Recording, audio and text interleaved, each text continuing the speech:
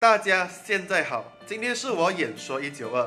钱确实买得到一时的快乐，但是却无法让一个人永远满足。我说这句话不是说要努力赚钱，而是说，如果你没有一个方向，你的钱将赚得不明不白，结果肯定就是赚不了大钱了。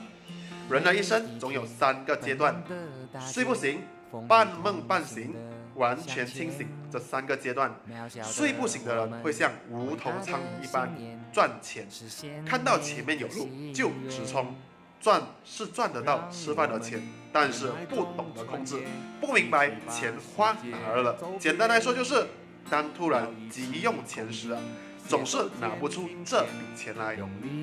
半梦半醒的人呢，发现事情不对劲了，想要找出问题的根源解决，希望有一个人可以帮他们指出自己的问题所在，或者直接就为他们解决目前所有问题，对症下药，解决后患。当一切都解决了，不就完全清醒了吗？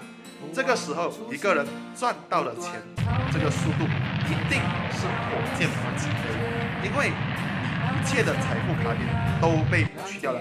还有厉害的人带着，你就没有后顾之忧了。